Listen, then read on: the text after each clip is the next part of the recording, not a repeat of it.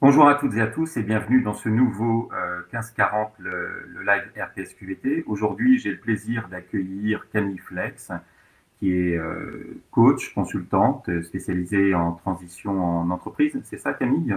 Oui. Et vous allez nous parler aujourd'hui du lean management et vous allez répondre à la question, est-ce que c'est un vecteur de qualité de vie au travail ou bien finalement un agent de casse sociale? Mm, Voilà, Camille, c'est à vous. mm, mm.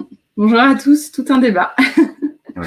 Mais écoutez, je suis ravie voilà, de pouvoir échanger avec vous sur ces éléments aujourd'hui. Euh, j'ai proposé en fait ce sujet parce qu'il me semble qu'il est particulièrement important dans la période qu'on est en train de vivre et qu'on va traverser au regard des difficultés que vont rencontrer certaines entreprises, avec un risque effectivement qui est que le lean management ne soit pas forcément utilisé dans ses bons fondements et conduise à des dérives non souhaitables. Donc ça me semblait être un motif de prévention que de pouvoir intervenir sur cette thématique pour en tout cas pouvoir vous donner et construire ensemble des points de repère pour aller pour ne pas faire fausse route et aller dans le droit chemin. Donc le fil rouge que je vous propose pour ce webinaire, c'est de faire un peu connaissance. On vous proposera un petit sondage en introduction, de vous rappeler de manière très simple de quoi on parle finalement quand on parle de lean management, de revenir un peu sur les points qui font débat et les contradictions qu'on peut avoir entre est-ce que le lean c'est bon ou est-ce que c'est pas bon, d'échanger avec vous du coup sur les pièges dans lesquels il est facile de tomber et sur lesquels il faut être absolument vigilant, et du coup, en miroir, d'en tirer les conditions favorables qui permettent d'obtenir les effets vertueux et de satisfaire en fait la promesse du lean. Voilà. Et donc, à l'issue de tout ça, je serais ravie de pouvoir échanger avec vous sur vos questions. Donc, un petit mot sur moi, juste en 2 secondes chrono. Effectivement, donc moi j'interviens avec ma société d'Audacité dans les entreprises pour, on va dire, réguler les équilibres entre sécurité, motivation, qualité, délai et coût, pour faire en sorte que les entreprises puissent se développer dans une performance à long terme qui permette à tout le monde de durer en santé. Voilà, pour résumer. Donc en introduction, pour pouvoir mieux vous connaître, savoir un peu dans quel schéma vous vous situez aujourd'hui par rapport à cette question-là, je voulais vous demander en fait 3 choses. Donc là, je crois, Sébastien, qu'il faut aller dans la rubrique sondage, c'est ça. Voilà. À savoir, est-ce qu'aujourd'hui, en l'état actuel de votre connaissance des choses et de votre vision du sujet, est-ce que vous êtes plutôt lean sceptique? En gros, vous pensez que le lean, c'est un dogme, une imposture, que ça cause beaucoup de dégâts humains, sociaux, environnementaux, enfin bref, des dégâts en tout genre. Au contraire, est-ce que vous êtes plutôt lean adepte? Vous pensez que c'est plutôt un système vertueux qui permet justement à chacun de se développer?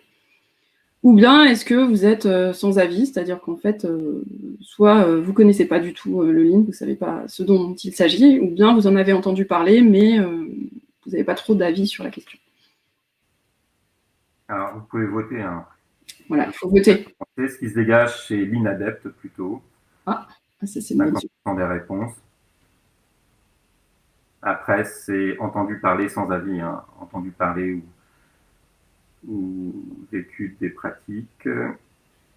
Et seulement 11% des réponses sont sceptiques. Ok. Voilà. Bon, et écoutez, c'est plutôt une bonne surprise, parce qu'habituellement, c'est vrai qu'on a plutôt des détracteurs sur cette question-là, donc c'est intéressant qu'on creuse dans les échanges justement en quoi vous avez des pratiques qui montrent que c'est vertueux. Super. Alors, j'avance. Alors, le lean en synthèse. Donc là, c'est le challenge, que de vous présenter ça en 3 minutes chrono. Donc souvent, on pense que le lean, en fait, ça vient du Japon. Oui, mais non. En fait, le terme lean, en fait, a été inventé par des chercheurs américains, donc du Massachusetts Institute of Technology, dans les années 90.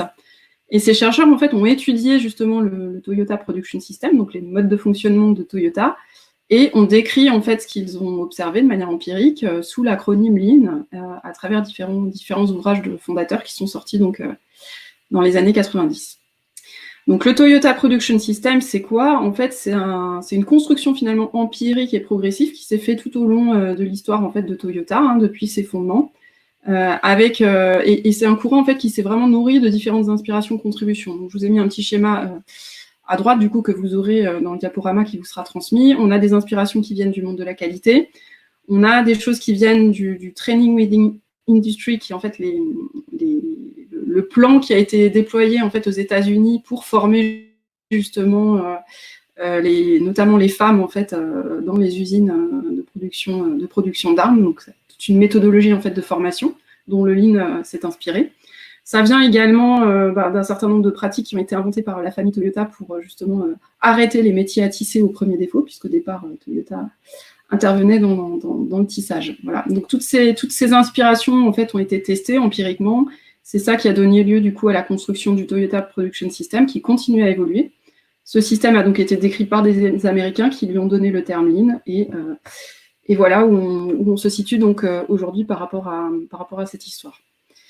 Ce que je voulais vous préciser ici, sans rentrer dans un débat de fond, c'est qu'on entend souvent dire le Lean, le taylorisme, il y a quand même des choses qui se recoupent avec les standards, etc. On y reviendra.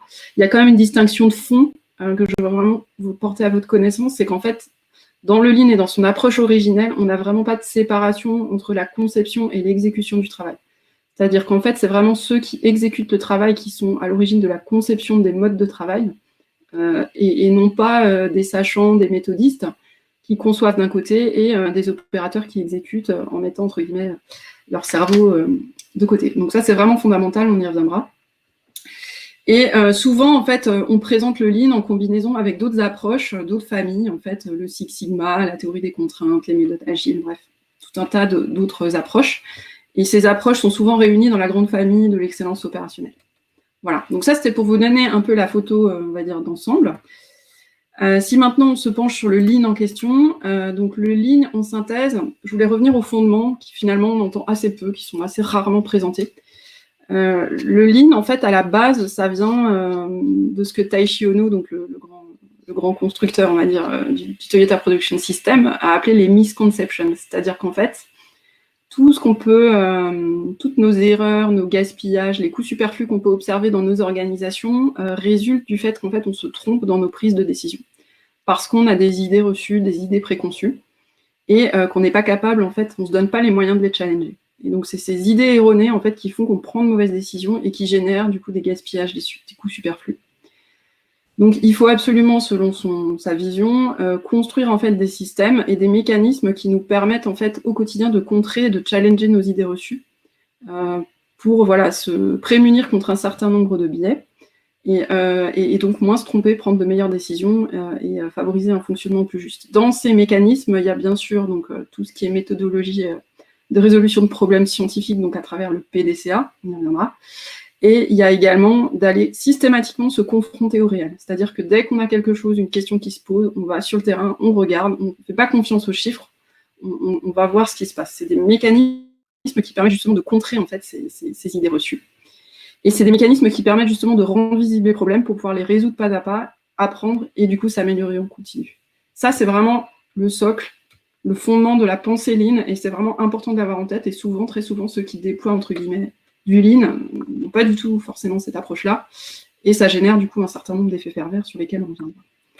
Donc en termes de vue d'ensemble, je vous présenterai simplement donc, la fameuse maison, si vous tapez Toyota Production System sur Internet, vous allez souvent tomber sur un temple ou une maison, que je vous ai remis ici de manière très synthétique. Le Lean, pour moi, c'est ma vision, c'est un système d'apprentissage en fait, qui est articulé autour de 3 composantes.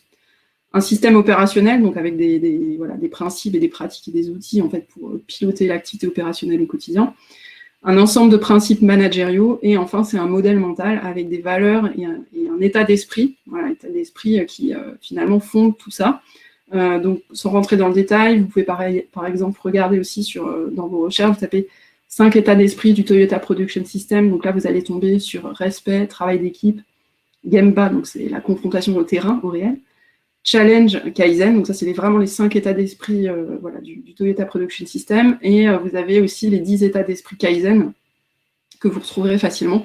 Tout ça en fait vraiment cimente en fait ce système d'apprentissage. Et donc au niveau de la maison du Lean, on part du client, bien sûr, l'idée c'est de satisfaire toujours, d'apporter toujours plus de valeur au client, en s'appuyant sur un socle qui est toujours une vision à long terme, on cherche à se développer et à assurer de la pérennité.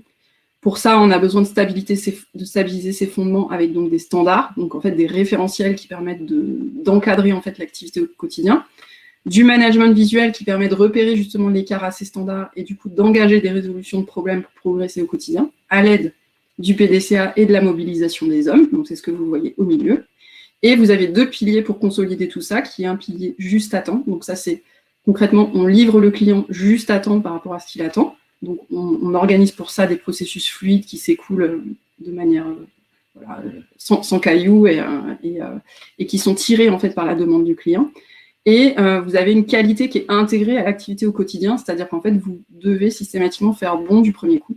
Et si vous ne faites pas bon du premier coup, paf, vous ouvrez une résolution de problème. Donc tout cet ensemble en fait, de principes, c'est vraiment le cœur en fait, et le moteur du lean management qui permet justement de faire progresser en fait, l'organisation avec les hommes au quotidien.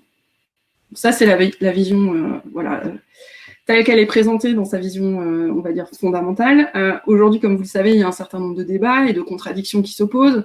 D'un côté, on dit oui, ça génère de la qualité de vie au travail. Pourquoi ? Parce que déjà, ça oriente les collaborateurs vers la finalité de ce qu'ils ont à produire, donc à savoir servir le client. Donc ça redonne du sens et de la finalité dans le travail, et donc d'une certaine manière de la fierté aussi.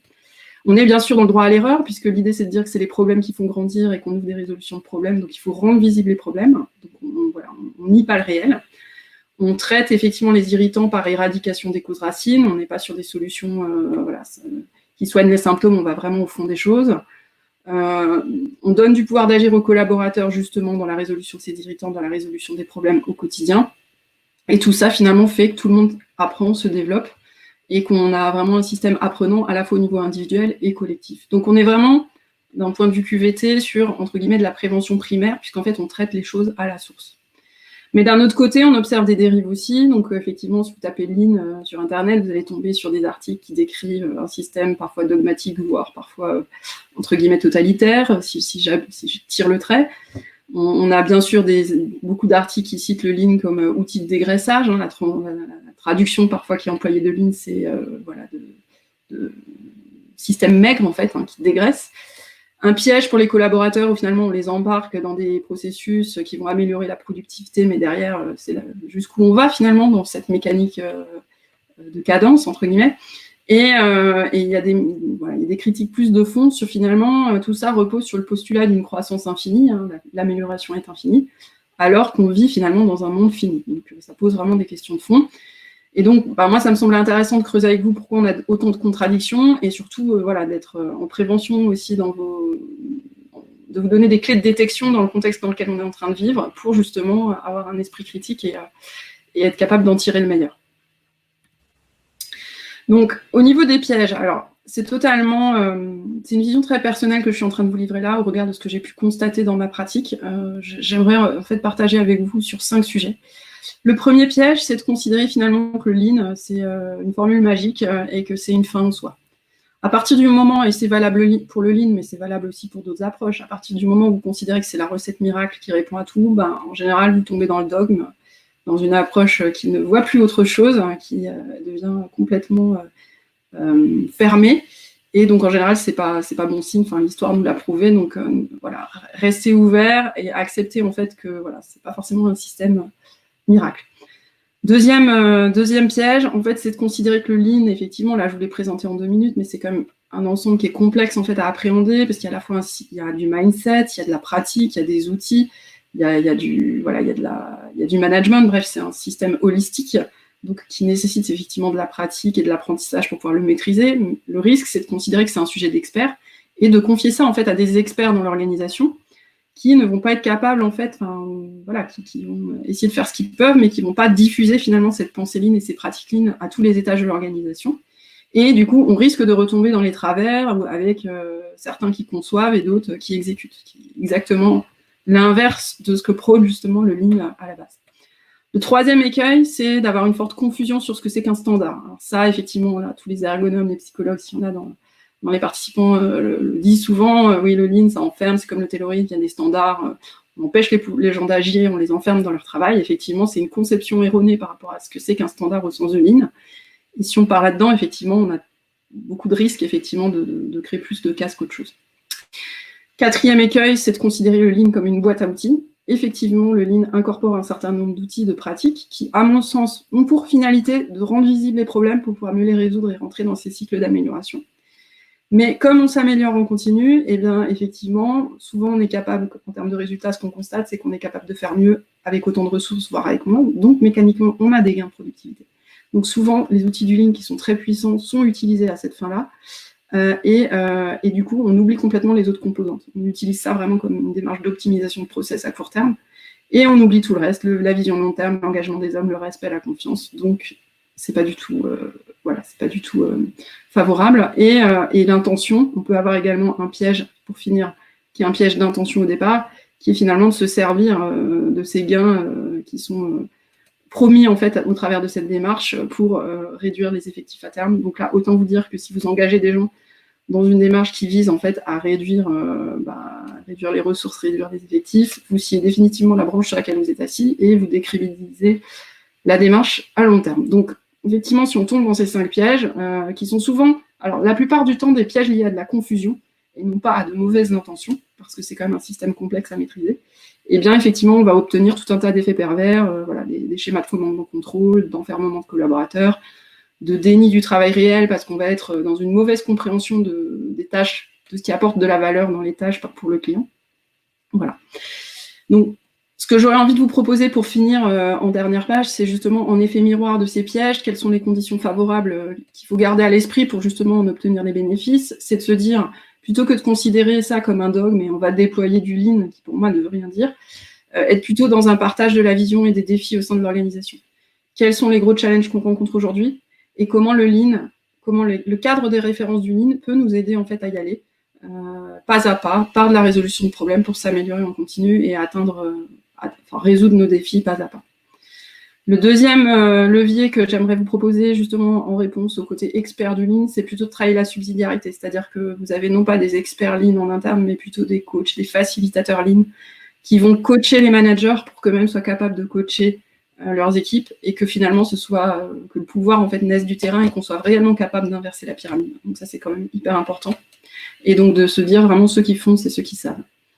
Troisième levier, c'est de ne pas avoir cette confusion sur la notion de standard. Je vous donnerai simplement un exemple. Si vous faites un gâteau chez vous, si vous voulez devenir le roi du gâteau au chocolat, vous allez, à partir d'une recette, au fur et à mesure, vous allez l'améliorer, vous allez trouver des trucs astuces, vous allez partager avec vos amis qui vont vous dire, là, non, il faut que tu mettes tel type de chocolat, ça sera mieux. Vous allez documenter, en fait, tout ce que vous savez, tout ce que vous connaissez, en fait, de cette recette. Vous allez consolider vos apprentissages, et ça, c'est un standard. Et c'est exactement pareil dans le monde du travail. Un standard, c'est la consolidation de tout ce que vous avez à un instant T. C'est votre meilleure pratique. Et forcément, c'est dynamique. Puisque vous ne cessez d'apprendre, forcément, votre standard, il va continuer à évoluer. Et c'est grâce à votre standard que vous allez pouvoir ouvrir des résolutions de problèmes. Parce que c'est grâce au standard que vous allez pouvoir détecter des écarts. Et ces écarts, vous allez les détecter grâce à du management visuel. Ça rend visible les écarts. Et vous rentrez dans une dynamique de résolution. Quatrième levier, c'est l'ordre de la performance. Toujours se dire que les coûts, c'est juste la conséquence de notre management. Donc, ok, on peut avoir une problématique de marge tout au haut. Ok, il nous manque 200 000 euros pour pouvoir être pérenne. Très bien, ces 200 000 euros, ça veut dire quoi en termes de production, en termes de volume horaire? On essaie de décortiquer ça avec des inducteurs opérationnels et on redescend tout en bas. Pourquoi on a un écart de 200 000 euros? Parce qu'on a des accidents de travail. Parce qu'on a des collaborateurs qui ne savent pas bien communiquer entre eux, du coup l'info se perd, on est moins efficace. Parce qu'on a des non-qualités, on n'arrête pas de retravailler les projets, donc on perd du temps, on n'est pas bon du premier coup, on a de la non-qualité. Parce qu'on a un goulot d'étranglement, du coup on a du temps d'attente. Bref, vous rentrez dans la mécanique opérationnelle et c'est en résolvant tout ça que vous allez réussir à résoudre votre écart financier. Dernier point, l'engagement moral, c'est de se dire qu'on est conscient qu'on va tous apprendre, se développer, donc mécaniquement, il ne faut pas se cacher, il va y avoir des gains de productivité. Qu'est-ce qu'on fait de ces gains de productivité? En fait, se le dire dès le départ. Est-ce qu'on décide de mieux servir le client? Est-ce qu'on décide d'inventer de nouveaux services, de redéployer les équipes sur d'autres sujets? Être clair sur l'intention dès le départ et s'engager, toutes choses étant égales par ailleurs. Bien sûr, s'il y a une crise qui arrive, on est obligé de se réajuster. S'engager, en fait, à ne pas utiliser ces gains pour licencier. C'est fondamental pour protéger les équipes et les embarquer, en fait, là-dedans. Donc, juste pour finir, mon dernier point, c'est de se dire, attention, ne cherchez pas à copier des choses qui ont été faites ailleurs. Essayez d'utiliser, en fait, cette mécanique de pensée et de pratique pour construire, en fait, votre propre chemin de transformation dans votre entreprise. Et chaque entreprise aura son chemin différent. Il n'y a pas un truc le Lean, c'est pas un standard qu'on copie-colle. C'est vraiment quelque chose qu'on construit avec ses équipes en fonction des défis et des problèmes qu'on a à résoudre. Voilà. J'espère que voilà, ça a répondu à un certain nombre de questions. Je serais ravie d'échanger avec vous, du coup, sur...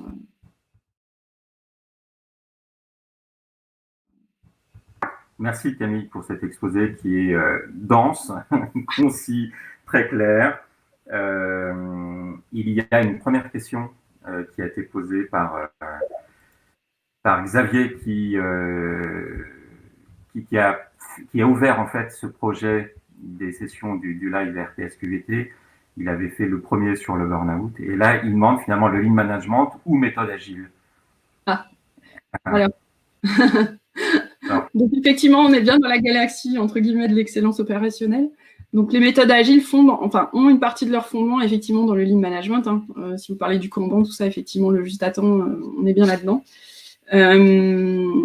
J'aurais envie de vous dire, c'est pas l'un ou l'autre, c'est de se dire, on étudie en fait tout ce qu'il peut y avoir de meilleur dans le lean et dans les méthodes agiles et de se dire par rapport au contexte de mon organisation et ce à quoi on croit, qu'est-ce qu'on peut puiser dans chacune des approches pour l'utiliser au mieux dans son organisation. Mais il y a plein de points communs entre les deux. Hein. Je vous ai cité le Kanban, les réunions, les animations à intervalles courts aussi, hein, les revues de performance. La mécanique du feedback, en fait, vous avez des boucles de feedback régulières en agile, vous le retrouvez aussi, bien sûr, dans le lean. Donc, voilà, il y a une ossature commune. Le point commun, c'est toujours le même, hein, c'est de se dire qu'on part du terrain, on part des équipes, et on est dans des processus collaboratifs. D'accord.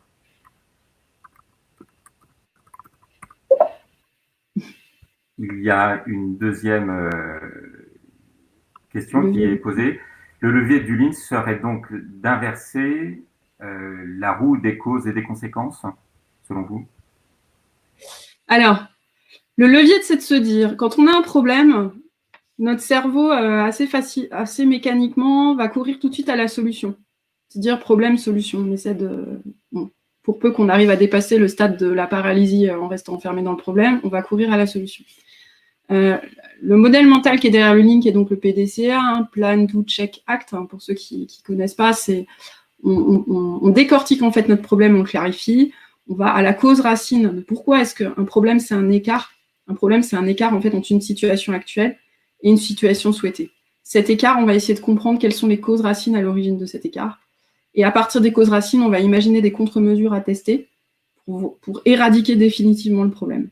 Donc c'est une forme de gymnastique intellectuelle qui n'est pas naturelle en fait pour le cerveau, mais qui, si on se force en fait à la suivre, va nous emmener vers des choses qu'on n'aurait pas vues initialement et qui sont beaucoup plus puissantes que si on avait couru tout de suite à la solution.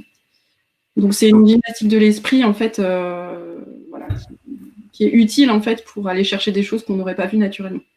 D'accord. En fait, ce que vous voulez dire, c'est qu'il y a face à un problème, il y a une réponse qui va être plutôt de l'ordre de l'intuitif. C'est-à-dire que le désir de résoudre rapidement le problème se fait avec plutôt de l'intuitif et qu'il faut freiner cet intuitif, inhiber ça pour pouvoir entrer dans un mode de raisonnement qui n'est pas forcément le premier qui nous vient naturellement à l'esprit. Alors, j'aurais deux éléments de réponse par rapport à cette question de l'intuition. Déjà, bien sûr, on ne la met pas de côté. L'intuition, c'est toujours ce qui fait avancer les gens parce que il y a un moteur finalement. Hein, voilà. Donc, on se dit, j'ai une intuition, je la mets juste de côté, je fais une vérification. Je fais une vérification et peut-être qu'on va dire, ah bah oui, finalement, je m'ai peut-être trompé, il y a peut-être autre chose.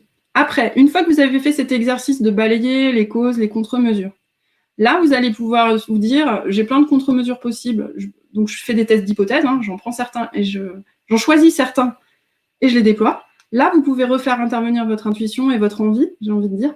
Finalement, il y a peut-être une contre-mesure qui... alors, cette chose-là, ce que je suis en train de vous dire, c'est très personnel. Certains autres praticiens n'auront peut-être pas la même approche que moi. Moi, je considère qu'en fait, on est dans une dynamique collaborative et il faut que les gens aient envie en fait d'y aller. Donc, moi, je parle souvent de matrice impact-envie. Quand vous décidez de choisir un certain nombre de contre-mesures pour contrer votre problème, vous dites, bah, sur quoi vous, équipe, sur quoi vous avez envie d'aller?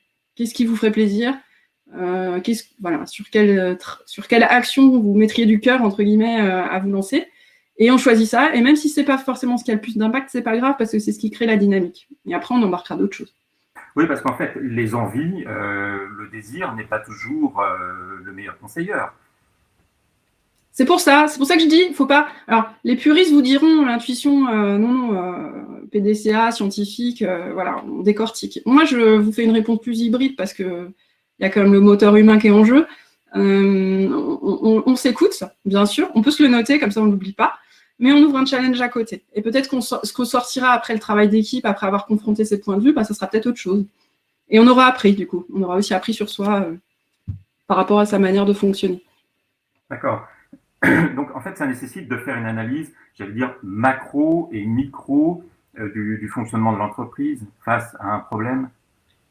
Quand vous avez un problème, je prends un exemple. Par exemple, vous êtes sur des processus administratifs et vous avez du retard. Par exemple, votre processus de traitement des réclamations clients. Okay. Vous avez 1000 réclamations qui sont arrivées, vous avez 2 mois pour les traiter, vous avez un énorme boulot. Donc là, vous avez identifié que vous avez 2 mois de retard. Donc votre écart, il est identifié. 2 mois de retard, vous avez 1000 réclamations de retard. Vous allez prendre cet écart et vous allez vous dire qu'est-ce qui aujourd'hui nous empêche de rattraper ce retard. Et donc là, vous allez trouver plein de choses. Peut-être que notre service, il n'est pas assez staffé, c'est un problème de capacité. Peut-être que nos outils sont complètement défaillants, ça ralentit. Du coup, dès qu'on veut écrire un courrier, ça marche pas. Ou bien, peut-être que les réclamations, elles n'arrivent pas aux bons endroits dans l'entreprise. Du coup, le temps qu'on les récupère, il s'est passé du temps, donc on a pris du retard. Bref, vous avez... Et là, vous ouvrez en fait du processus créatif aussi, et 360 degrés, puisqu'en fait, vous en résolution toutes les personnes qui ont finalement un rôle à jouer dans ce processus global-là. D'accord. Donc, c'est beaucoup plus puissant que si vous travaillez de manière silotée sur les 2-3 personnes qui interviennent sur ce processus-là, qui n'ont pas la vue d'ensemble, en fait. Oui, donc en fait, il y a une prise de recul qui est nécessaire. Oui. Évidemment. Françoise dit qu'elle partage, alors je lis son commentaire, elle dit « Je ne partage pas tout à fait la réponse de Camille et la question de Xavier. Xavier demandait Lean Management ou méthode agile. » Elle dit « Oui, les outils peuvent être communs au Lean et à l'agilité, mais la posture des agilistes et des coachs Lean, selon elle, n'est pas comparable. L'agilité reste une méthode. » Est-ce que vous avez un avis sur cette question ? Alors, je ne suis pas une spécialiste des méthodes agiles. J'ai passé pas mal de temps dans le monde IT, donc j'ai vu aussi des méthodes agiles se déployer. Je ne saurais pas, du coup, je ne veux pas effectivement répondre aux bêtises par rapport à ça. Moi, je considère que le fondement, quand même, c'est qu'on a des... Le fondement, c'est le travail d'équipe et la confiance qu'on peut donner aux collaborateurs. Et la transparence aussi, la transparence est un principe fort en fait dans l'agile. La transparence qu'on peut avoir justement sur le quotidien du travail, les problèmes, la confrontation réelle. Voilà, donc il y a quand même pour moi un mindset qui est très fort dans l'agilité. Certains agilistes quand même parlent beaucoup de mindset. Après, juste une petite parenthèse sur l'agile justement. Vous avez quelque chose qui s'appelle agnostic agile, qui est justement un courant qui s'est développé face aux dérives des agilistes qui commençaient à considérer que l'agile c'était le Graal, la méthode miracle, etc. et qui du coup s'enfermait dans cette posture-là. Et il y a un courant un peu connexe qui s'est développé qui s'appelle agnostic agile, donc qui est en gros on est agnostique et on respecte en fait la trajectoire propre de chaque organisation. Et les méthodes agiles ne sont finalement qu'une boîte dans laquelle on peut puiser pour alimenter son propre chemin, et il faut respecter en fait la trajectoire de chacun. C'est un peu ce que je vous disais par rapport au Lean, dès qu'on commence à rentrer dans un truc dogmatique, on est donc voilà, donc j'aurais plutôt envie de vous dire, voilà, parcourez ce qui se passe dans le monde agile, dans les méthodes agiles, prenez-en ce qui vous semble utile et faire écho dans votre organisation, et puis voilà, simplement en fait. D'accord.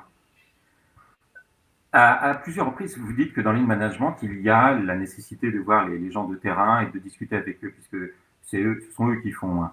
Et en fait, moi, ça m'amène une question sur peut-être les analogies ou les similitudes qu'il peut y avoir entre donc ce mode de management et puis le management participatif.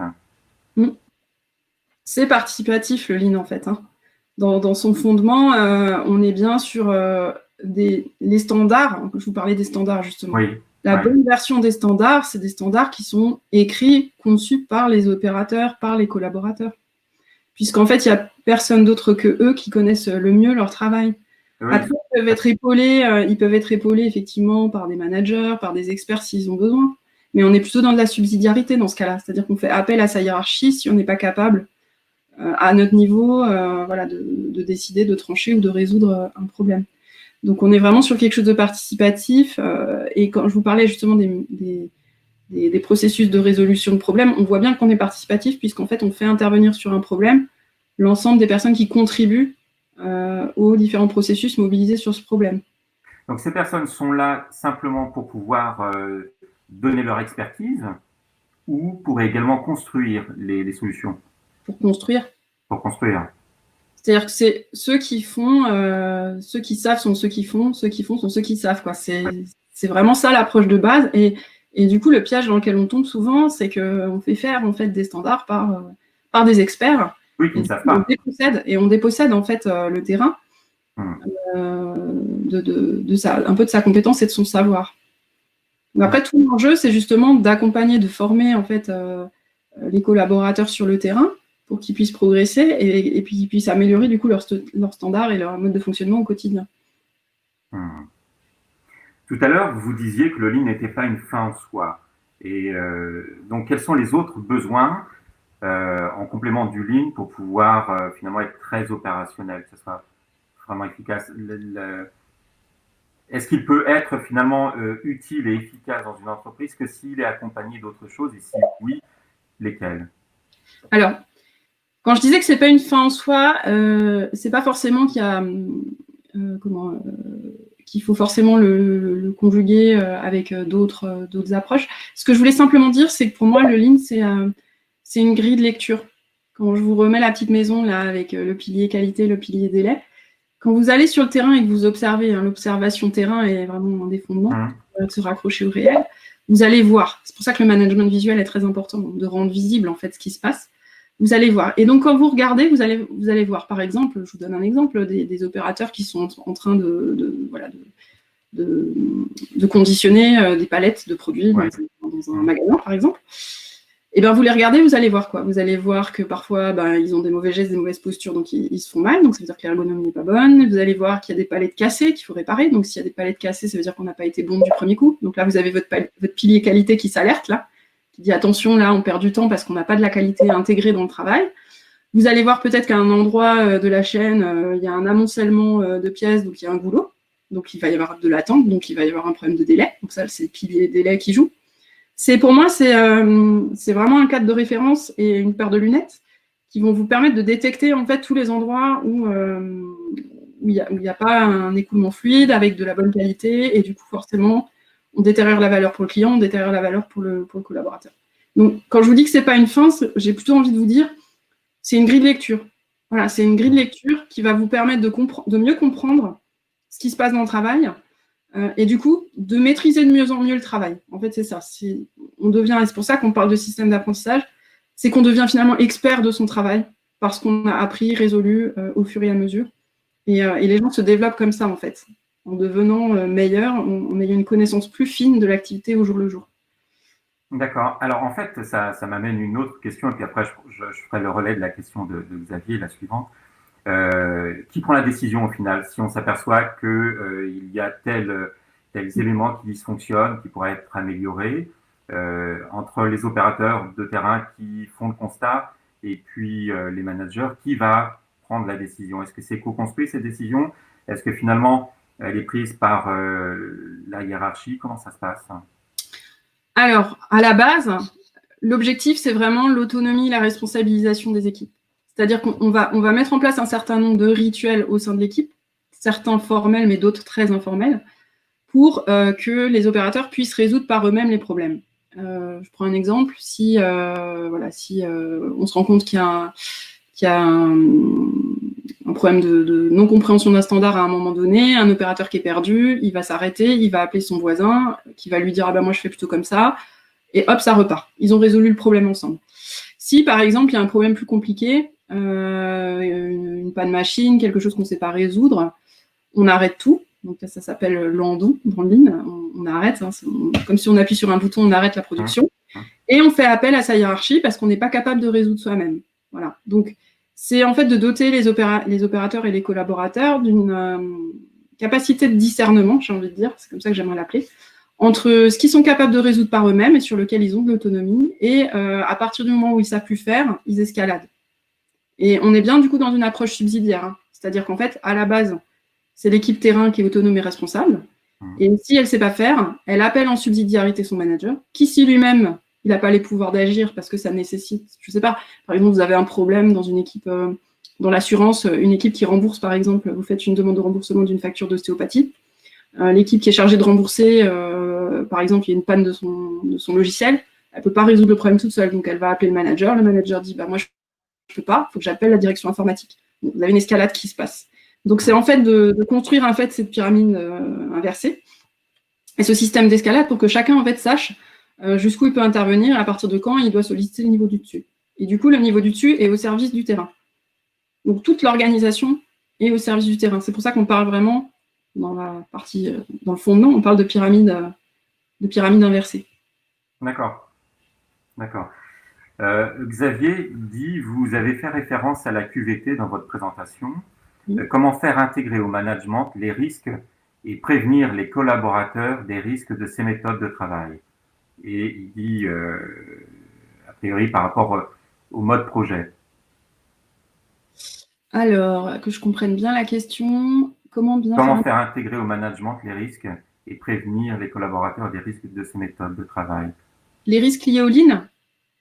C'est ça, par exemple? Xavier, les risques liés au lean? Les risques sociaux. Il est en train d'écrire. Les risques pour les collaborateurs, oui. Liés à la méthode lean, c'est ça? Entre autres. Eh bien... Oui, c'est ça, ouais. Ouais. C'est là où je vous disais que justement, quand vous avez la chance d'avoir un manager lean, amélioration continue, transformation, enfin peu importe comment on l'appelle, ou en tout cas quelqu'un dans l'organisation qui a un peu cette casquette d'ensemblier sur ces méthodes-là, sur ces approches-là, c'est justement d'être capable de bien former les managers sur ces différents éléments pour que même puissent être en détection de risque au niveau de leurs équipes. Je ne sais pas si je suis claire. Après, c'est un enjeu de formation des managers, je pense. Alors, comment c'est la formation, justement, en lean management? Comment est-ce qu'on peut s'y former? Alors, il y a différentes manières. Déjà, déjà tout bêtement sur Internet, je pense que alors faut faire attention parce que justement par rapport à ce que je vous disais, il y a des courants différents, donc il faut se forger sa propre conviction. Donc le temps d'arriver à se forger sa propre conviction, ça peut prendre du temps parce qu'on peut passer par des convictions auxquelles on n'avait pas forcément. Voilà, forcément. Donc il y a quelques ouvrages de base que je pourrais vous passer si ça vous intéresse, effectivement. Je pense notamment, là, pour en citer quelques-uns, Jeffrey Liker, L-I, je vais vous les mettre je vous les mettrai dans le sondage. Jeffrey Liker, qui est les 14 principes du Toyota Way, qui vous retrace bien, en fait, tout le fondement du Toyota Production System. Vous avez aussi tous les travaux de Michael Ballet, B-A-2-L, accent aigu, à l'Institut Lean France, qui expliquent bien, justement, les risques dans lesquels il ne faut pas tomber. Donc ça, vous pouvez un peu vous forger votre propre culture. Et puis après, si vous voulez aller plus loin, il y a des organismes effectivement qui peuvent vous former en équipe. Alors moi, je recommande toujours les organismes qui forment par la pratique, parce que le lean, ça se pratique, hein. C'est quelque chose qu'on vit, on est dans l'apprentissage par l'erreur, donc on apprend aussi le lean sur le terrain avec des résolutions de problèmes concrètes sur des voilà. Souvent, c'est des ateliers, des usines-écoles en fait, qui vont permettre de monter en compétences là-dessus. Et puis après, un dernier point, c'est peut-être d'échanger aussi entre pairs avec d'autres entreprises qui ont pu qui s'intéressent à ces questions-là pour voir, non pas pour copier ce que font les autres, mais plutôt pour réfléchir ensemble et se dire, tiens, comment je pourrais adapter ça chez moi, qu'est-ce que je pourrais en tirer, en quoi ça pourrait nous être utile. Ouais. En fait, c'est plus, le lean management est plus une sorte de démarche de management qu'un plan IKEA où on suivrait à la lettre les différentes étapes. Exactement. C'est-à-dire qu'en fait, c'est c'est là où c'est un peu subtil, c'est qu'on dit souvent, on parle de pensée lean, mais la pensée lean, ça se pratique. Bon, voilà. Donc on est dans l'action, mais on pense autrement. On pense autrement, on pense contre soi, c'est ce que je vous ai expliqué. Donc, c'est absolument pas. Enfin, moi, je suis contre l'idée d'une boîte à outils avec un plan. Pour déployer le lean, il faut faire ça, puis B, puis C, puis D, puis E, puis je sais pas encore. Je trouve qu'en fait, ça ça vous coupe la réflexion dans votre organisation et du coup, vous ne savez plus vraiment pourquoi vous le faites. Voilà. Donc, mon conseil, si vous avez envie de commencer, c'est plutôt commencer par la résolution des irritants sur le terrain. Vous prenez, alors, en plus, c'est bon pour la QVT, hein, vous prenez des irritants sur le terrain. Qu'est-ce qui empêche les gens de faire du bon travail? Qu'est-ce qui les saoule, en fait, dans le quotidien du travail? Vous essayez de matérialiser ça par un écart. Vous ouvrez des résolutions de problèmes en mode collaboratif avec les équipes. Vous dites, bah, on va faire ça, ça, ça pour que ça s'améliore. Ensuite, vous testez si ce que vous avez fait, ça a fonctionné, si votre problème est résolu. Si ça a marché, tant mieux. Comment vous faites en sorte que ces progrès-là ils puissent être maintenus dans le temps? Donc là, ça veut dire peut-être de la formation, des standards. Vous mettez la cale en fait du progrès pour pas revenir en arrière, pour pas que les mauvaises habitudes reviennent en arrière aussi, parce que l'être humain est ce qu'il est. On sait que ça prend du temps de changer d'habitude. Et si jamais les contre-mesures que vous avez mis en place n'ont pas fonctionné, j'ai envie de dire c'est une bonne nouvelle, vous avez appris. Vous avez appris, donc vous avez appris que vous vous êtes trompé, donc vous refaites un tour d'analyse de cause, vous réouvrez de nouvelles contre-mesures, vous testez, etc., etc. Et là, en fait, si vous faites ça à partir des irritants terrain, vous allez commencer du coup à faire sortir les problèmes, à engager les équipes, à rassurer les gens, à réfléchir ensemble, et c'est parti. Après, votre petite roue, elle va tourner. Et après, vous allez pouvoir passer au cran d'après, à vous dire, OK, maintenant, j'ai commencé à voir des choses, j'ai ouvert les yeux, en fait. Ça m'a ouvert les yeux sur le travail réel, sur les problèmes de qualité qu'on avait, sur les problèmes de sécurité, sur le goulot d'étranglement, des choses que je ne voyais pas.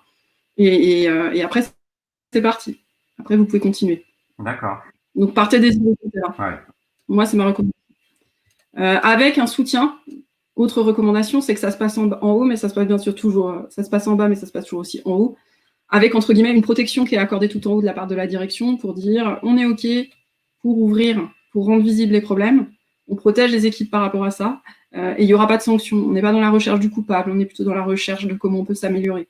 Voilà. Donc, si vous avez, on va dire, permission protection qui est activée en haut, les équipes vont pouvoir s'engager là-dedans sans peur.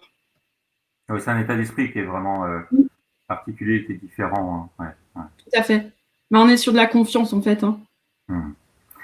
Mathieu vous demande, en termes pratico-pratiques, comment travailler ces remontées. Voilà, il demande si c'est par des labs, avec ou sans des tests, des panels, des ateliers avec cellules qualité. Alors, comment remonter, comment travailler ces remontées du terrain, en fait, face à un problème? Comment est-ce qu'on va travailler ces choses qui remontent? Est-ce qu'il y a des labs? C'est un peu ce que vous avez expliqué. Hein. Oui.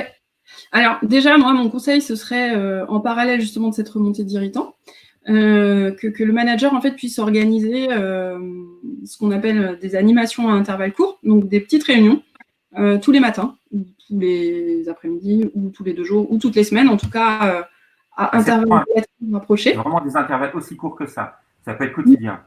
Oui, mais très réduit. C'est-à-dire qu'on ne fait pas des réunions de 2 heures où on sait plus de quoi on parle. On fait des réunions de 2 minutes avec un agenda qui est hyper standardisé. C'est-à-dire, en gros, qu'est-ce qui s'est passé hier? Quels sont les problèmes qu'on a rencontrés? Quels sont les sujets du jour? Et quelles sont les actions qu'on met en place? Voilà. 4 points. Les gens ont le temps d'y réfléchir, on partage tous ensemble, on se donne le plan de la journée et on y va. Voilà. Alors après, selon les secteurs, bien sûr, ça c'est très valable. Vous le voyez beaucoup dans l'industrie, hein, dans le monde du service, c'est pas du tout. On n'est pas culturellement dans ces habitudes-là. Mais quand on peut le faire, en fait, ça donne du rythme et de la dynamique dans l'équipe. Donc ça, c'est le premier point, parce que ça va permettre de vous faire remonter en fait les difficultés. Le deuxième point, c'est de se dire que c'est pas dans ces petites réunions-là courtes, si on veut qu'elles restent efficaces, qu'on va résoudre les problèmes. Donc là, vous allez avoir, moi, ce que je vous conseille, c'est prenez-vous un tableau blanc et écrivez dessus parking à problème. Et donc là, vous allez lister tous les problèmes, tous les irritants qui sont remontés, que vous mettez dans votre parking. Et ensuite, vous vous dites, on va se définir, par exemple, toutes les semaines ou toutes les 2 semaines, une demi-heure tous ensemble, par exemple. Hein, on ne prend pas beaucoup de temps. Et sur cette demi-heure, on va s'attaquer à tel problème, tous ensemble. Et on se refuse, en fait, d'en prendre d'autres. On se dit, on résout celui-ci et on en ouvre un autre que quand on a résolu ce problème-là. Donc là, on est bien là pour les agilistes. On est dans le Kanban, hein, on est dans le FIFO, hein, un problème après l'autre. On n'ouvre pas un stock de choses trop lourd parce que sinon, on ne résout jamais rien. On en prend après l'autre et on résout pas à pas. Voilà, et on embarque. Et s'il faut aller appeler d'autres services parce que le problème concerne d'autres services, on les appelle, on réfléchit ensemble et on commence comme ça. Voilà, tout simplement. Donc, des petits points très courts à fréquence rapprochée avec l'équipe, avec un agenda très standard pour éviter de partir dans des trucs, dans des réunions, comme dans la réunionnite dans laquelle on est très fort dans notre pays. Et des points dédiés, très ciblés, très focus sur la résolution de problèmes, où on en choisit un et on y va. Et j'ai envie de dire, le résultat que vous allez obtenir sur la résolution de ce problème est aussi important que le chemin que vous allez prendre pour le résoudre. C'est-à-dire qu'en fait, la manière dont vous allez le résoudre en embarquant l'équipe, en vous donnant du rythme, du temps, bah, c'est ça qui va générer la dynamique et que du coup, au fur et à mesure, les problèmes que vous résolviez au départ dans ces points tous ensemble vont commencer à être résolus en autonomie par l'équipe parce qu'elle va progresser en fait. Il y a un apprentissage qui se fait. Il y a un apprentissage, donc ça veut dire que du coup, les collaborateurs, hier, ils faisaient tout remonter parce qu'ils ne savaient rien gérer, on ne leur a pas appris, ils n'ont pas été formés, puis on ne leur a pas expliqué c'est quoi l'escalade pour remonter les sujets. Donc comme je ne sais pas, et comme on m'avait expliqué, je fais tout remonter. Donc, le résultat, le manager est complètement saturé et puis il n'y a rien qu'avance. Au fur et à mesure que vous allez commencer à résoudre des problèmes, à célébrer des victoires, à voir que ça marche, les collaborateurs vont monter en compétences et il y a des choses qui, hier, remontaient pour traitement par au-dessus, qui vont commencer à être traitées plus bas. Et donc, ça va au fur et à mesure, ils vont apprendre, ils vont devenir plus autonomes. Mais ça suppose qu'en haut, on ait donné un accord, entre guillemets, pour rentrer dans cette démarche-là, quoi. D'accord. Ça veut dire qu'il faut accepter de perdre un peu de pouvoir quand on est manager, ou en tout cas de l'exercer différemment. Il faut... Comment c'est de pouvoir de dire oui. Il faut mettre de côté cette question du pouvoir. Moi, je pense qu'il faut juste se dire qu'en fait, on est au service de son équipe. Alors, c'est dur. C'est super dur à travailler en tant que manager. Parce qu'en même temps, il faut laisser la main aux équipes, mais en même temps, il faut apporter du sens, il faut apporter du cadre, il faut apporter de la vision. C'est pas incompatible. Hein. Ce que je suis en train de dire quand on inverse la pyramide et qu'on donne de l'autonomie au terrain, bien sûr, en haut, il faut qu'il y ait des choses il faut qu'il y ait un cadre qui descende, il faut qu'il y ait de la vision, il faut qu'il y ait du sens, il faut qu'il y ait une clarification sur les défis de l'entreprise. Mais c'est justement grâce à ça, en fait, que les équipes vont pouvoir savoir sur quoi elles sont attendues. Donc, le manager, il donne du cadre, il porte le sens, mais il laisse autonome au maximum les équipes et il a de la gestion, comment dire, c'est un peu du collectif individualisé, si vous voyez. C'est-à-dire que c'est le collectif qui s'empare de la résolution, mais en même temps, il y a une approche fortement individualisée, puisqu'en fait, tout le monde n'est pas au même niveau dans l'équipe par rapport à la capacité à être autonome. Il y a des gens qui sont très bien là-dedans. Il y en a au contraire à qui ça va faire super peur et qui vont se dire « Oh là là, mais moi je peux pas, j'ai besoin d'être hyper cadré. » Voilà, donc il faut avoir cette finesse aussi de jongler et de se dire j'ai différents types de profils dans une équipe. Comment j'utilise aussi ces profils justement pour faire jouer le collectif en fait. Hein. J'ai peut-être des gens, alors là, il y a plein d'outils. Hein, vous êtes plus expert que moi là dans le domaine de la psychologie. Il y a plein d'outils justement pour détecter les profils. Là, je pense notamment à Belbin, mais il y en a d'autres. Qui permettent d'identifier des profils plutôt analytiques, d'autres plutôt leaders, d'autres plutôt rassembleurs, d'autres médiateurs, et de se dire j'ai des qualités en fait comportementales chez certaines personnes. Si je les utilise bien, dans une bonne version du terme utilisé, si j'arrive à bien les conjuguer dans l'équipe, ça pourra justement permettre de faire monter tout le monde, quoi. Ouais. Dans votre exposé au début, vous parliez de valeurs liées au Lean. Quelles seraient ces valeurs, en fait? Alors, pour ne pas réinventer l'histoire et rester fidèle, on va dire, à l'approche de base, dans le Toyota Production System, il y a 5 valeurs clés. La première, c'est le respect. Donc là, on pourrait débattre longuement du respect. C'est le respect des hommes. Donc, je pense qu'on en a beaucoup parlé, mais on respecte justement les hommes, leur travail, le travail qu'on leur donne, on leur donne aussi du travail qui est capable de les faire grandir. Donc, on respecte aussi ça. Mais c'est aussi le respect des règles. Là, souvent, on a plus de mal. Oui. Donc, on respecte les règles, parce que les règles, elles sont faites par les hommes et elles sont faites pour protéger les hommes. Donc là, il y a toute une mécanique à travailler sur le respect qui est fondamentale. En fait, si on n'arrive pas à inscrire ça, et c'est souvent la chose par laquelle il faut commencer qui est la plus difficile. Pourquoi il y a des règles, pourquoi il faut se respecter, qu'est-ce que ça veut dire. On a une vision très différente, donc on peut faire du travail collaboratif avec une équipe pour dire ça. Pour vous, c'est quoi le respect? Quand est-ce qu'il y a manque de respect? Quand est-ce qu'il y a respect? Et sur quoi on s'aligne? Ça, c'est le premier point. Le deuxième, c'est le travail d'équipe. On a vu, c'est la dimension collaborative. On est vraiment tous ensemble à réfléchir et on va chercher l'ensemble des contributeurs à un process pour résoudre un problème. On ne reste pas que dans notre silo, dans notre service. Le troisième, c'est le Gemba, donc en G-E-M-B-A. Pareil, vous pourriez taper sur Internet pour voir un peu ce que c'est. Moi, je le raccroche en fait à toujours aller voir sur le terrain ce qui se passe réellement. C'est-à-dire que c'est observer le terrain, voir ce qui se passe, plutôt que de faire confiance aux chiffres, aux indicateurs. Ne jamais croire ce qu'un tableau raconte, ce qu'un mail raconte, aller voir par soi-même et se raccrocher au réel. Voilà. Parce qu'il n'y a que le réel qui compte, donc ça c'est fondamental. Donc ça veut dire un manager, il doit être sur le terrain. Il doit faire. Donc dans les autres rituels, vous avez par exemple la tournée terrain. Donc un manager, par exemple, tous les jours. Alors si on est dans un contexte industriel, tous les jours, il va faire sa tournée terrain, il va avoir sa petite checklist de points de contrôle. C'est pas du contrôle en mode je flic, c'est plutôt je contrôle les points clés qui doivent permettre à mon équipe de faire du bon travail pour pouvoir les verrouiller. C'est un contrôle de soutien des équipes. Un contrôle de soutien des équipes, un contrôle de Exactement. Ouais. Et c'est aussi de la protection des conditions de travail d'une certaine manière. Hein. Voilà, pour être efficace, faciliter le travail. Une tournée terrain pour un dirigeant, ça va être un peu différent. Ça va être par exemple le dirigeant, tous les mois, il peut aller passer 1 heure au service relations clients, faire de la double écoute avec un collaborateur pour bien comprendre quelles sont les demandes du client, comment est-ce qu'on y répond, quelles sont les attentes du client, comment est-ce qu'on y répond, quelles sont les difficultés rencontrées par le collaborateur dans le travail. Donc, il reste raccroché au réel. Et il est capable de comprendre vraiment la vraie vie de son entreprise. Voilà. Donc, on peut avoir des réalités différentes. Le 4e principe, c'est le challenge. Donc, jamais refuser le statu quo. Toujours se mettre des objectifs, j'aime pas forcément trop le terme d'objectif, surtout dans la période d'incertitude dans laquelle on est, mais en tout cas se dire qu'on peut toujours faire mieux et qu'on peut toujours s'améliorer. Voilà, donc c'est le côté de challenge, on embarque les équipes par cette dynamique-là. Et le dernier, c'est Kaizen. Alors Kaizen, voilà, vous l'avez souvent vu, revu. Il y a 2 dimensions dans le Kaizen. Il y a une dimension qu'on oublie souvent, qui est que l'amélioration continue, ça commence par soi. Donc, c'est aussi de se développer personnellement. Avec tout ce que je vous ai raconté, ça demande vraiment de travailler sur soi aussi, sur sa posture en tant que collaborateur, manager. Et c'est bien sûr d'être dans cette culture d'amélioration continue. On ne se satisfait jamais de l'état existant, on peut toujours s'améliorer. Quand je dis s'améliorer, c'est pas améliorer, c'est pas tout de suite bim la productivité, c'est comment on peut encore mieux servir le client, comment on peut encore mieux servir nos collaborateurs pour leur permettre de grandir. Voilà, c'est cette culture-là. Donc ça, c'est les 5 principes clés du TPS. Et puis, à côté de ça, vous avez, si vous tapez sur Internet 10 états d'esprit Kaizen, vous allez tomber sur, effectivement, une liste qui a été formalisée par, justement, Masaaki Imai, qui est un des fondateurs, justement, qui a fondé le Kaizen Institute, qui est un organisme qui intervient là-dessus, qui vous donne un peu l'état d'esprit, justement, de l'amélioration continue. D'accord. Moi j'ai une question à vous poser là, avec cette période de crise sanitaire. L'organisation du travail dans le tertiaire a quand même changé.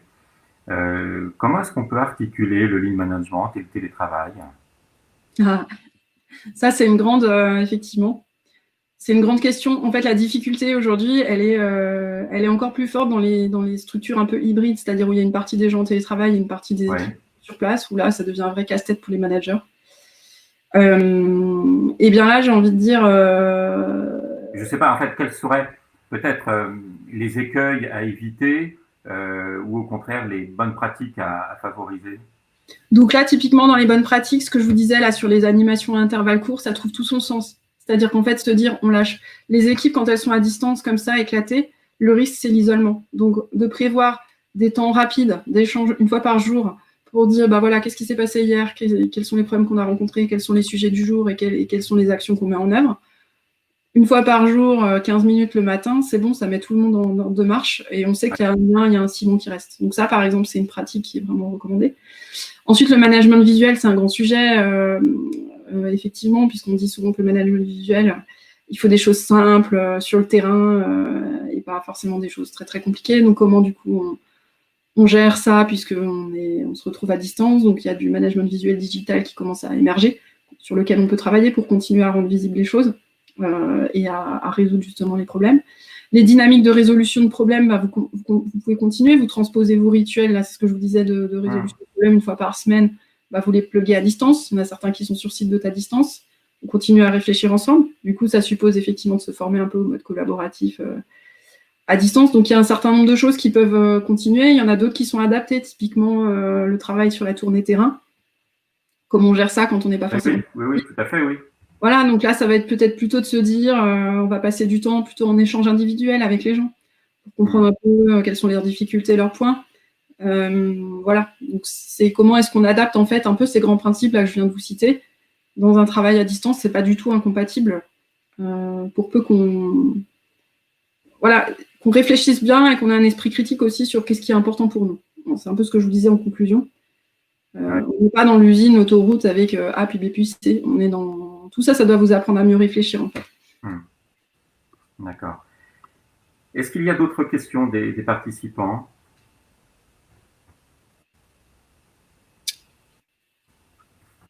Alors moi j'en ai une en fait. C'est vraiment une question très ouverte.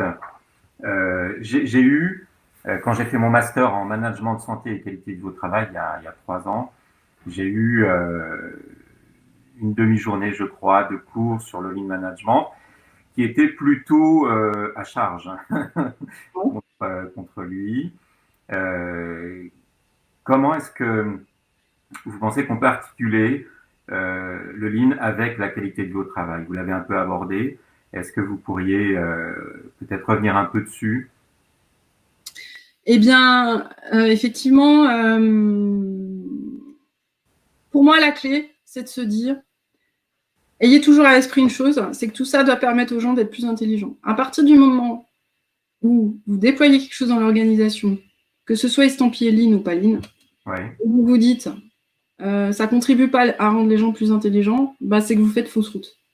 Donc ça, c'est hyper simple comme clé de lecture. Hein. C'est basique. Hein. Peut-être que ça peut générer de l'inconfort à un moment donné, parce que c'est jamais facile d'ouvrir les problèmes ou autre, mais on sait que c'est pour le bien de chacun et du collectif, etc. Et on l'explique et on l'accompagne. Mais il faut toujours en fait qu'il y ait cette finalité de développement de l'intelligence collective et de développement des compétences. Voilà. Donc ça, pour moi, s'il n'y a qu'une seule chose à retenir, c'est ça. Et à la limite, c'est valable pour le lean, mais c'est valable pour tout. Oui, quelque chose, toujours avoir ça en tête, c'est ma recommandation. Et ça vous aidera en fait à mettre de côté plein de trucs. À partir du moment où vous commencez à vous faire trop de nœuds au cerveau, c'est que c'est pas bon. Vous faites fausse route, vous partez dans un truc trop complexe, trop compliqué que vous n'arriverez pas à expliquer aux équipes. Et donc, ça ne va pas. Ou alors, vous n'êtes pas... c'est trop tôt, ou alors il faut y aller par étapes, il faut respecter en fait le rythme de chacun.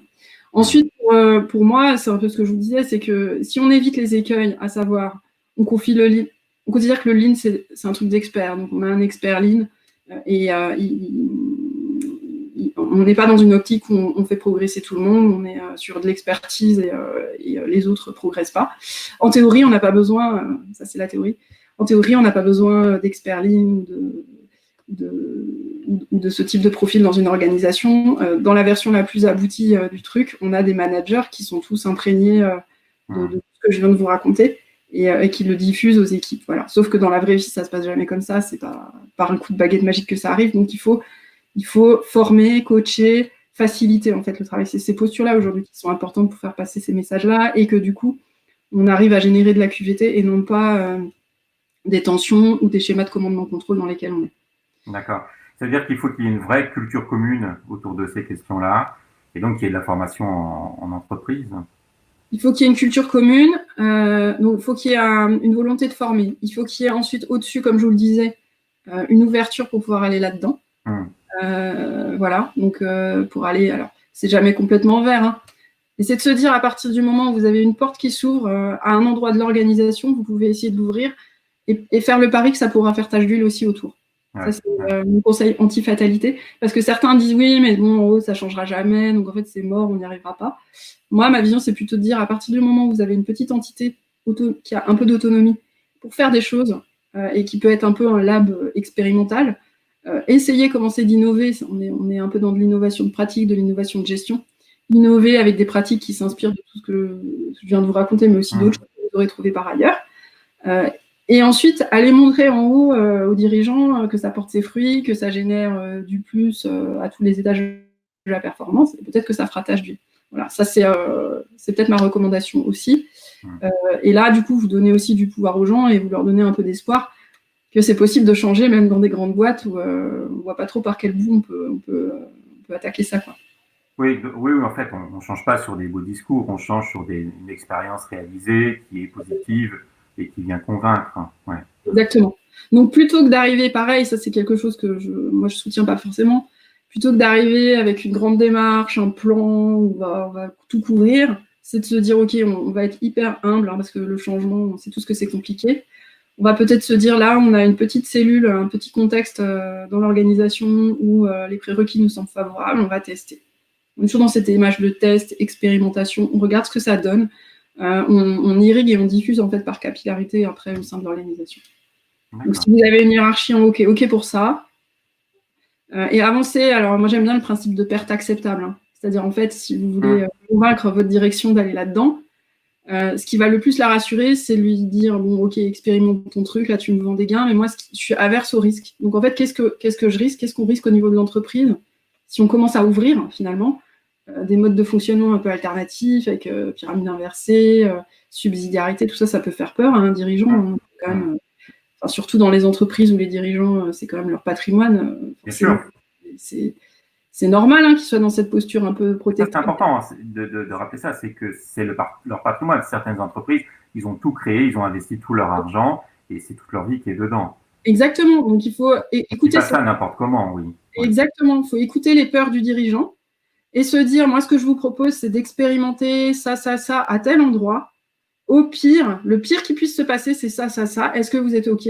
Oui. Bon, bah après, vous lancez, vous donnez du feedback régulier et du coup, vous rassurez en fait en faisant ça. Et l'autre point pour moi qui est intéressant, justement, parce que la question de la santé au travail des dirigeants, et notamment des dirigeants de PME, me préoccupe beaucoup.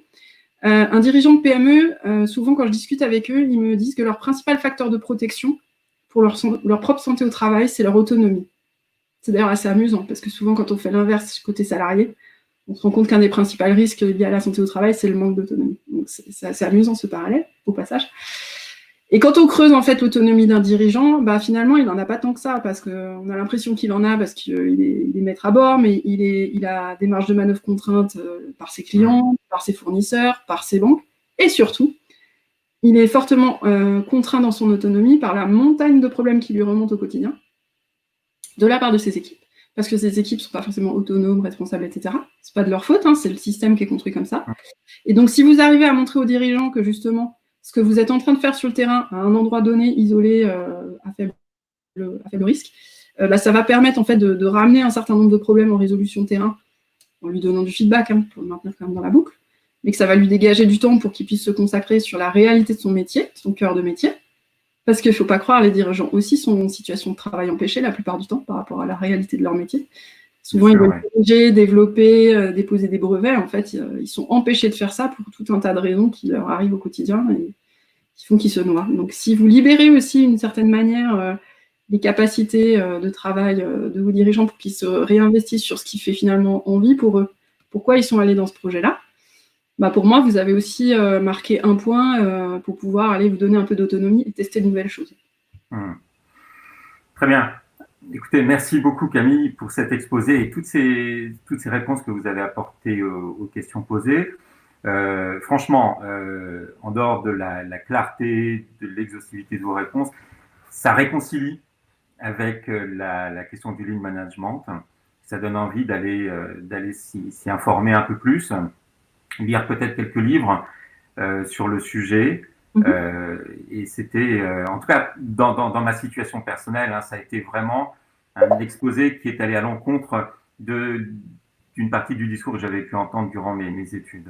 Et c'est très, très intéressant justement de voir que vous vous recentrez plutôt, d'après ce que j'ai compris, vers les fondamentaux et vers la version peut-être originale, d'origine du lean management et peut-être pas vers les dérives qu'on a pu observer. Hein. Voilà, merci beaucoup pour cet exposé. Merci à vous. La semaine prochaine, ça sera Clément Delépaule qui viendra nous parler de la prévention du burn-out en entreprise. Et puis, peut-être le mot de la fin, si vous avez quelque chose à ajouter sur tout ça. Marie nous dit que c'était une présentation très intéressante. Elle demande aussi les références en biblio. Alors, éventuellement, ce que vous pouvez faire, c'est, si vous voulez prendre le temps, vous en faites quelques-unes. Et moi, j'ai l'adresse de toutes les personnes qui ont participé. J'enverrai avec le diaporama vos recommandations de lecture. Tout à fait. Et après, sinon, vous pouvez aussi me contacter sur LinkedIn. Voilà. Si vous avez d'autres questions, voilà, on peut partager aussi par ce biais-là si vous avez des questions complémentaires. C'est encore nettement mieux, effectivement. Vous allez sur LinkedIn, vous demandez Camille en contact et puis vous lui posez toutes vos questions complémentaires. Voilà, très bien. Merci beaucoup. Merci à vous. Au revoir.